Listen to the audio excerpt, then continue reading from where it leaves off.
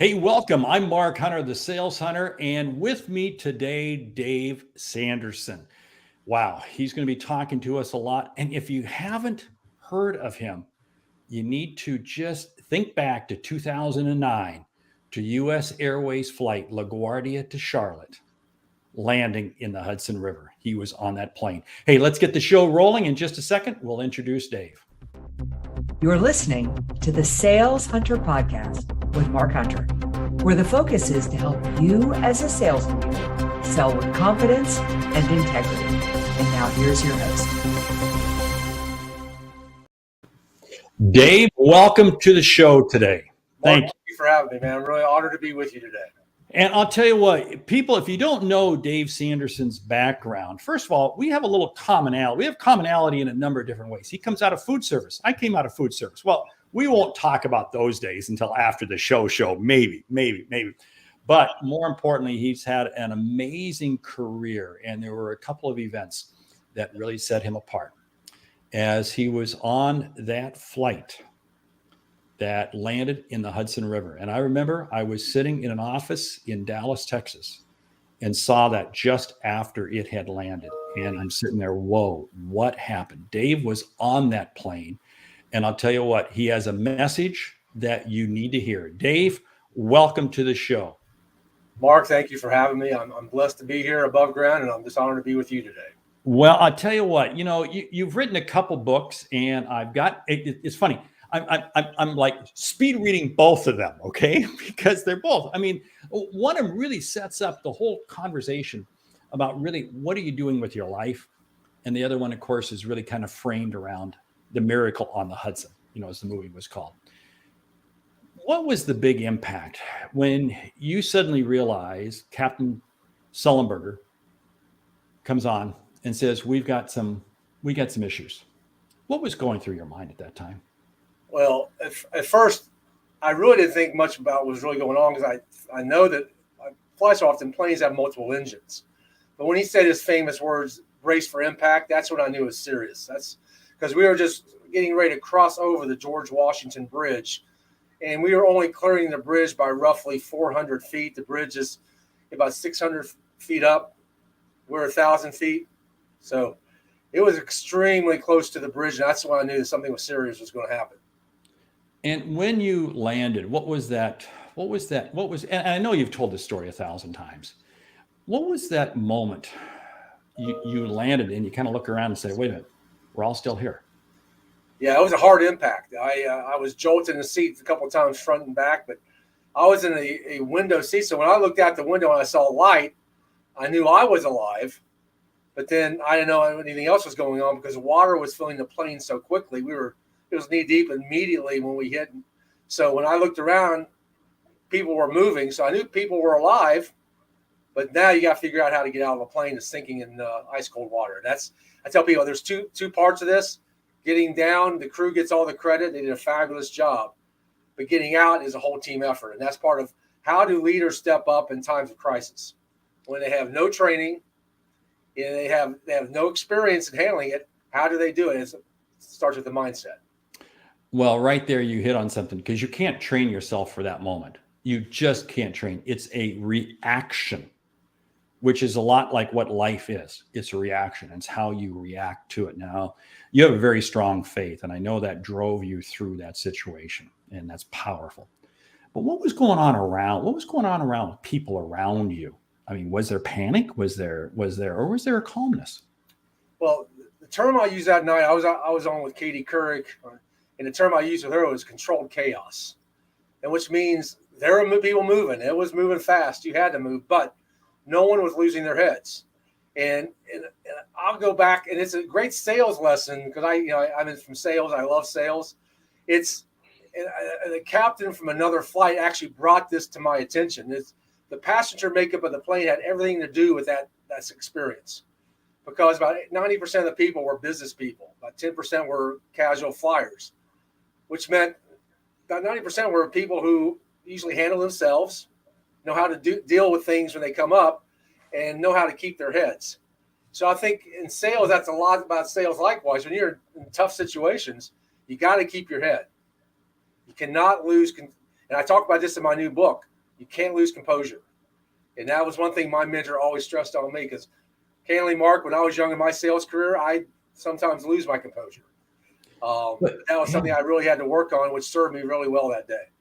Well, you know, what's fascinating though, we all say that, oh, we could handle a situation like that. But when you're thrust in the middle of it, we've all been in sales situations. We've all been, you know, I'm a parent, and there have been times that I do things that I just regret doing because of the moment. That again, how do you train yourself for that? Yeah, I think it really, you talk about like people like Tom Brady who put the reps in. You know, the more times you face things, right, all of a sudden you start learning distinctions. And that's one thing I learned when I was a head of security for Tony Robbins. I was around him, and he always talked to me about distinctions.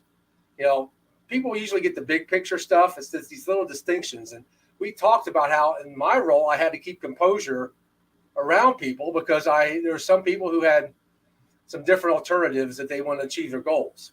Well, it's a lot like sales. Every sale, you know, you go into a sales, especially a complex sale, you got people with different agendas.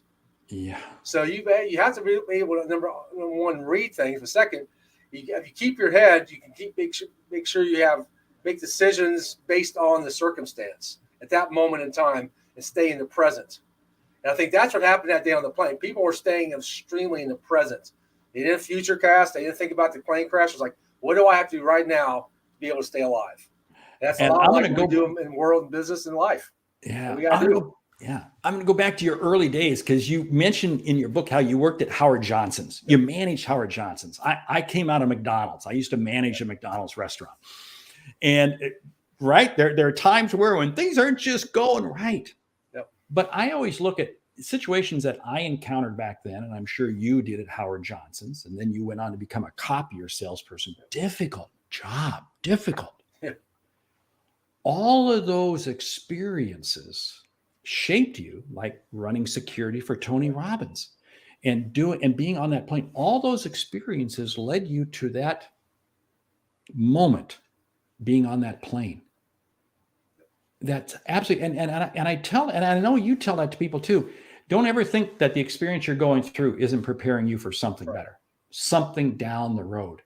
But how do we as salespeople, how do we as business people, how do we as human beings prepare ourselves that, okay, this muck we're going through right now is shaping us and molding us for that next step?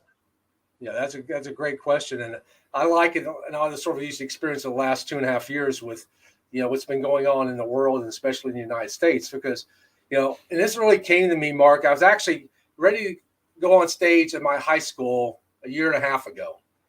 And the principal called me the night before and said, listen, these kids have had a tough year. They've never attended school together. The teachers I need you to do something. I don't want you to talk about the plane crash. I really want you to talk about inspiration and how to get your mindset. So what I came up with that night, and this is what my new book's about, From Turmoil to Triumph, is those last 2.5 years were not just about COVID.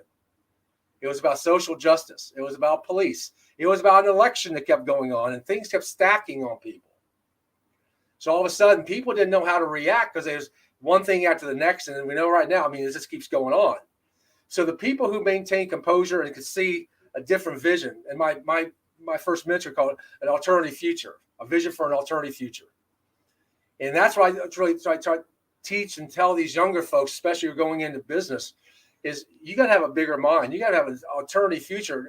The way things are right now may not be the way things end up. So you got to be able to sort of future cast and keep and maintain when things coming at you, as we know they will come at you because they have come at us. If you lose it, you lose composure, you lose your mind, you can't make decisions, you make poor decisions, which lead to challenging, endings or circumstances. So my mentor was really, Mark, he was on me all the time about maintaining composure. And so I think, answer your question from that day, I think that's the reason this turned out the way it did. It's because no one lost their heads. And everybody had one common mission. No one dies today.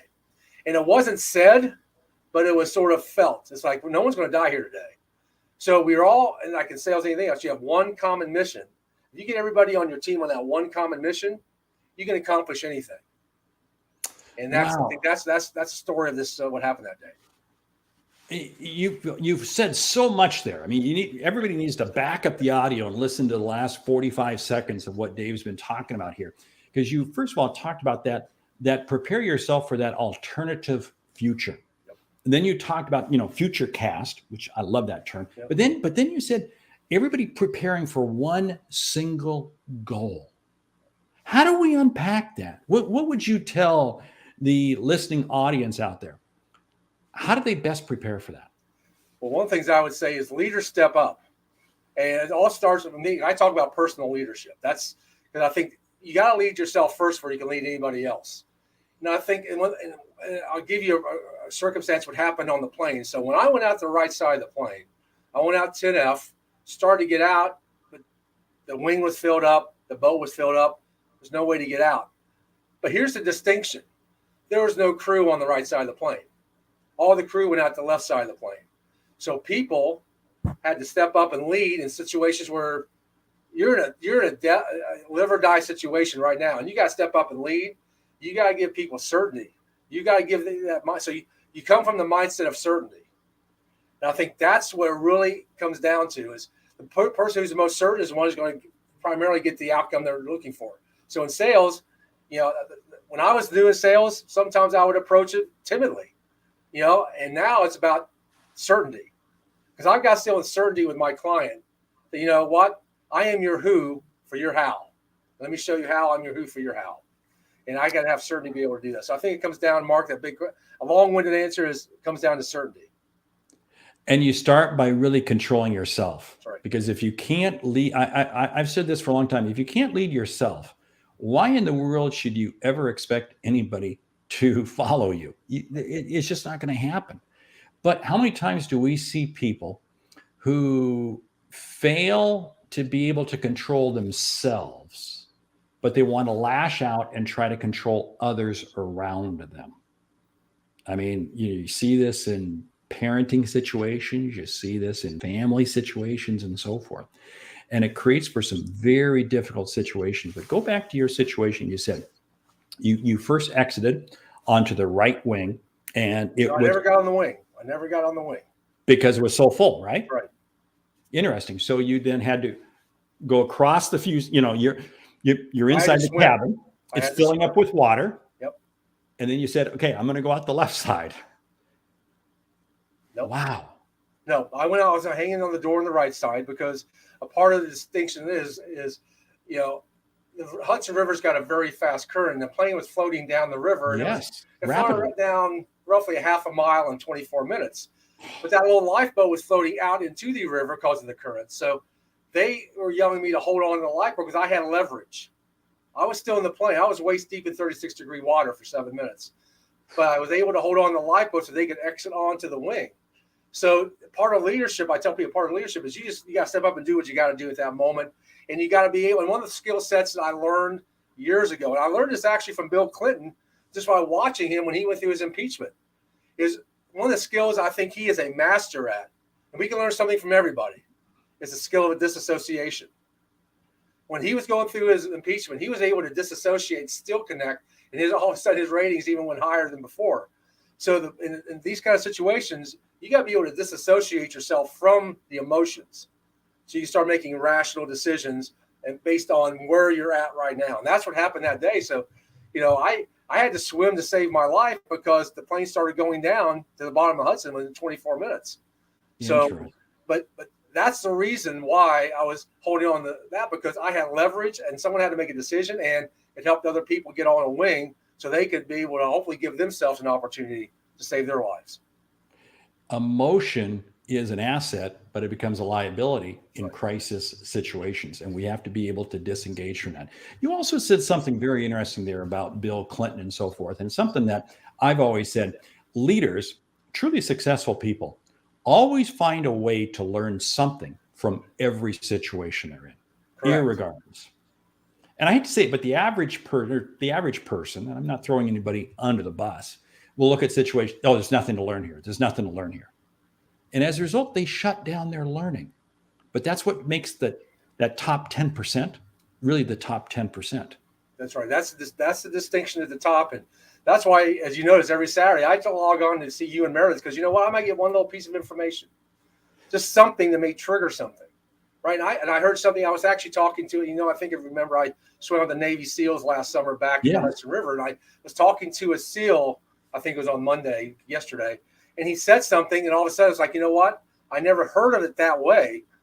And it was like, misery is only suffering without a purpose. And I'm thinking, what a distinction for me is like, people think they're going through misery, but if you have a big purpose and a big mission, which we all have, but sometimes we don't get it out there, it's not misery. It's just what you have to go through, right? It's those reps that you have to do to get to that. So, so you're exactly right. I dial into everybody because I want to hear just one little thing. I'm looking for one little tidbit that I can now turn into something I can add value to somebody else. Misery is only suffering without a purpose. Yep. And again, you take a moment and you ponder that, and you begin to realize, because again, we're all around people at one time or another who are negative, who are going through issues and so forth. And what is it? We're all going through issues. We all have just major issues, but it's how we choose to deal with them. So again, what would you tell somebody who says, I want to be part of that 10%. I want to be part of that top 10% or that top 1%. What are some tips that you would tell them in terms of leading themselves, being able to learn from every situation and just becoming that yeah, person? And it's interesting you asked that question because I had a discussion yesterday with somebody about this topic.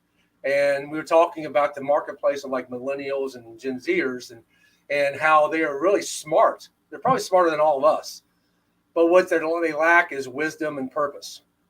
And that's why, they struggle a lot of times because, they don't invest the time to get around people who can give them this wisdom, because wisdom, you can only get wisdom with time. You just can't get wisdom overnight. And my mentor in 1984 was 77 years old when I was 24. He had 50 years on me. But you know what? He taught me these things. So now it's my legacy to be able to teach them to the next generation, because, if I can leave with somebody else, they're like, I want it right now. What do I have to do right now? Well, you got to have patience. You got to have persistence, all these things we talk about, but you have to put the time in. There's no easy shortcuts. And we know that in sales. People think it won't be a top sales guy, and all of a sudden they get a big sale. They go, I'm a top sales guy. Well, maybe, or maybe not, right? Maybe or maybe not. You may have numbers, but are really a true sales professional that really looks out after the big picture, after my client's needs, not my personal needs. I'm guilty of this in my early career. I was all about me. I had to be the top salesperson every month. And I realized I was distancing myself from the sales teams and my team, my vice. So there came a time I was like, you know what? Maybe I need to add value to other people first. And then it always came back tenfold to me. And that's what happened consistently. And that's how I would coach people. Invest in other people first. It comes back tenfold. It may not come back the way you want it tenfold, but it will come back tenfold somewhere in your life. Oh, without a doubt. Hey, our good friend Larry Levine is watching. He drops pearls of wisdom being dropped here. You bet. That's what Dave is doing right here, Larry. Thanks for listening. It's interesting. You raised an interesting point, because it's what I feel is one of the big problems I had when I came out of college and started working, and I didn't have time for mentors. I didn't have time to listen to older people because I thought they were stupid. I had it all. And I look back on it. If I had opened myself up and allowed myself to absorb from other more wise people, I would have been a much better individual than I am today. I mean, there's no ifs, ands, or buts about it. But we don't allow ourselves to open up like that, because society teaches us to be strong. Society teaches us to be totally independent. And yet what you're really almost saying is kind of almost an inverse. We have to reach out and find, and the true leader does reach out and find other leaders. Yeah. It's okay to ask for help. And that's what I tell people. Because I was always that way too, Mark. It's like, I can handle it, right? I got to be the strong person. But it comes a time you realize, and especially like in the plane crash is a perfect example. There are times when you got to ask for help, because some things are just bigger than you, and you don't have the right skill sets. And that's why I tell people, like, on the right side of the plane, I had a unique skill set, but there were other people who had better skill sets than me. He could handle things better than I could. that I actually had to detach myself from, say, you know what, this person can handle it better than I can right now. You know, let everybody do what they're gifted at, or what I call their distinct advantage. So how can people find their distinctive advantage? Yeah. And you know, it's something that my mentor said this, like I said, 30 some years ago, and it just came back to me when I was going back through his notes. It's what you're most passionate about, you're most gifted at. And, you know, a lot of people are passionate about sales, but are they gifted at it? Are they go put the time in? Or maybe be very gifted at what they're doing, but they may not have the passion. It's when those two things come together. And I found that, you know, the week after the plane crash. Fortunately for me, it just came to me the week after the plane crash. All of a sudden, I realized it. And all of a sudden, when that does not work at that point in time, you're serving at a much higher level than you serving at I mean, I was an achiever for many years, Mark. You know, I would achieve. I make my money. I'm good. But that never got me to the point where I'm really adding value or being seen as somebody who is there for the greater good instead of myself. Okay. And once I checked my ego at the door is when everything started opening up in my life. And I think that's part of what I tell these younger salespeople. It's like, it's not about you. You know, it's not about you. Yeah. You know, it's about how you can add value to somebody else first. And if you do that, come from that mindset, eventually things will fall into place. I mean, you were talking about cold calling this weekend. I was watching your show, right? And we all had a cold call. We started. When I was in copiers, I had to go up and down the street, knocking on doors with a copier, right? That's no fun. At least you learn how to handle rejection. So, you take that as a learning experience, right? So you tuck that away. So now you can hopefully do it in a different way to add value. So there's so many lessons. That's why I love sales so much, because it's life. It's your life, right? How you do it. It is without a doubt life. And hey, we're going to have to wrap this show up here in just a couple minutes, but now you've got a couple books out. Tell the audience about your books. You got another one that you are working on now. So talk to us and how people can get in touch with you. Well, thank you. Well, the best way I ask people is just go to LinkedIn, because I post, that's where I post some of my new content and sort of put it out there for people. So Dave Sanderson on LinkedIn is probably the best way. My new book, as you may see in the background, it's over this shoulder, From Turmoil to Triumph. It'll be launched in June, and I'm really proud of this book because it really details the steps, not only what my mentor did, but how it really melded in different places in my life. And then all of a sudden, the real lesson came last summer when I swam with the Navy SEALs. And it's not just about going back, but somehow it's leading on your terms. So I'm really excited about launching this book here in a couple months, about June. And then, then we'll be doing an event in Dallas, Fort Worth, Texas. I'm really excited to be able to do that with our friends, Daryl and Larry, in September. So stay tuned for more information on that. Well, and I've got some things I'm going to be talking to you about also. So believe me, there's a lot of stuff happening in the world of Dave Sanderson. Hey, your website, what's the best place for people to find you? DaveSandersonSpeaks.com. And next week it should be, the new update should be up. So I'm really excited about that. So yes, thank you. That is terrific. Hey, stick around for the after the show, would you? Okay. Yeah, we'll do. Thank you. Hey, we will roll the audio, or we'll roll the video and the audio, and we'll be right back. You've been listening to the Sales Hunter podcast. If you haven't checked out the Sales Hunter University, really suggest you do so. Where? Go to the website, thesaleshunter.com. Click the button right there. And now back to the show with Mark and Dave Sanderson. Well, that was me just doing a quick voiceover. So Dave, hey, that was great. Great talking to you. This is, it's interesting. Larry and we talk frequently, and he mentioned your name some time ago. And then I don't know, several months ago or something like that, or you began popping up on the comments section on our Saturday morning show I do with Meredith Powell. And it's just great to know you. I mean, it's absolutely fantastic. So what's the long-term plan? Well, the big vision, my mission, and it goes back to my mentor and our last discussion when he was alive in 1997, when he made me promise not to let what he taught me over those 13 years die with me. And for 20 years, I let it sort of die. I didn't do anything with it. So now my big mission is to teach this to 1 million people in 10 years. And people say, well, how are you going to do that? Well, one thing I learned by being with Tony is you got to make a big goal, and some way, somehow you'll figure it out. So we're putting a lot of things into place so we can make sure that when I leave this earth, I not only fulfill that commitment to Bill, my mentor, but I've left 1 million people with the same thing he taught me. And when he learned it in 1929 and I learned it in 1984 to the next generation, and with their commitment to teach somebody else. And that's my big mission. So whether it's, we're doing a sale, we're doing a big event in Dallas, Fort Worth with Larry and Daryl. I'm launching a magazine in about 2 months, my own magazine, the book, right? I'm coaching 10 people. I'm taking only 10 people to teach us intensely to immerse them in this with the commitment they'll teach it to another 10 people so we get that out. So, and the next book, and we're doing another book next year. So yeah, there's a lot of things going on right now. And I just, it's amazing how creative and innovative you get, Mark. And you know this, being in sales, when you make that big goal, right? You make that big goal. It's like, how am I going to get it? All of a sudden, you open your mind up and just let things come to you. And it's like, that's how. I love it. You can never set too small a goals. Yep. That's the way I look at it. Yeah. Yeah. So anyway, hey, thank you for being on the show. We do have to kind of wrap things up, but it's after the show. Dave Sanderson, DaveSandersonSpeaks.com is the website. His new book coming out in June of 22. Yep. He's got 2 other books out, so you need to check it out. Yep. And hey, Dave, thanks for being on the show. Thank you, Mark. Have a blessed day. You bet. Take care.